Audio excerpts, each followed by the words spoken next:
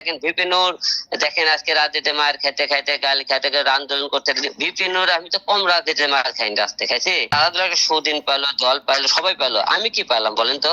আমি স্বতন্ত্র প্রার্থী নির্বাচন করবো, বুঝছেন? যে কোনো দল থেকে তোমাকে চাইলে, দল থেকে মনে দিবে কিনা জানি না, দল থেকে কোনোটা পেতেও পারি, না হলে আমাকে স্বতন্ত্র প্রার্থী নির্বাচন করবো, বুঝছেন? কারণ কি জানেন, এই জায়গার ঘটনা হলে কি শোনেন, দীর্ঘ যখন মনে করেন নির্বাচন হয়, হ্যাঁ, যখন দীর্ঘ আওয়ামী লীগ সরকার যখন নির্বাচন করছে, সেই টাইমে কিন্তু আমাকে, এই যে আমি এত অন্যায় অত্যাচার সুদিন নির্বাচন করলাম, দেখেন এখন সুদিনের সে দুদিনের টাইমে কিন্তু আমার পাশে কি, সবাই কিন্তু আমাকে সাপোর্ট দিচ্ছে, না তুমি নির্বাচন করো, আওয়ামী লীগের বিরুদ্ধে নির্বাচন করতেছো, আমরা তোমার পাশে আছি। গেছে দুঃসময়ের সময়, এখন তো সুসময়, সুসময় তো কেউ আমাকে পাশে নিল না, কেউ বললো না যে এত। দেখেন ভিপিনুর, দেখেন আজকে রাজনীতি মার খেতে খাইতে গালি খাইতে আন্দোলন করতে ভিপিনুর, আমি তো কম রাজনীতি মার খাইনি, রাস্তায় খাইছি। তারা একটা সুদিন পাইলো, দল পাইলো, সবাই পাইলো, আমি কি পাইলাম বলেন তো? এই যে ছাত্র আন্দোলন হলো, ছাত্র আন্দোলনের মধ্যে আমি ছিলাম না?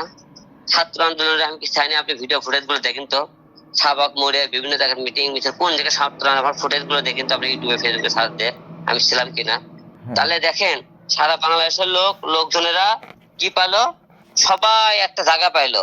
এই যে 5টা যখন আওয়ামী লীগ সরকার ছিল, আমি কম তো মায়ের লাঞ্চে ঢাকা 17 মায়ের খাইলাম, বগুড়া মায়ের খাইলাম, আওয়ামী লীগের লোক মিলে ঢাকা বগুড়া কোঠে মায়ের খাইলাম।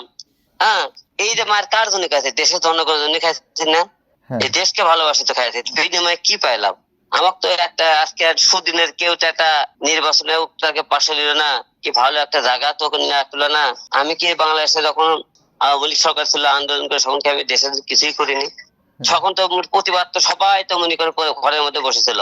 যখন আমি তো নিজের জীবনের কথা পড়ানো করে আমরা প্রতিবাদ করছি, তখন অন্যায় অত্যাচারে যখন নির্বাচন কারচুপি নির্বাচন করছে বাংলাদেশে, আমি তো এই সমস্ত আন্দোলন করছি, তো প্রতিবাদ করছি, তার বিনিময়ে কি পেলাম? মার ছাড়া তো কিছুই পেলাম না। সময় তো তার তো একটা জায়গাও দিল না আমার, একটা নির্বাচনটা আসন দিল না, নির্বাচন পাশেও দেখলো না। এখন দেখি সামনে যেহেতু মনে করেন বগুড়া বাসা, যেহেতু উপনির্বাচন হবে, দেখি আমরা উপনির্বাচনে আবার জনগণের জন্য নির্বাচনে আসবো, যেহেতু বাসা আমার বগুড়া সদর থেকে নির্বাচন করার টার্গেট আছে। এখন দেখি, এখন পরিস্থিতি সবকিছুর ভালো দেখে কোন দল থেকে করতে পারি, না স্বতন্ত্র প্রার্থী। এখন যদি দেখি না নির্বাচন করার মতো পরিবেশ আমি বগুড়া করতে পারবো, তাহলে অবশ্যই উপনির্বাচন করবো।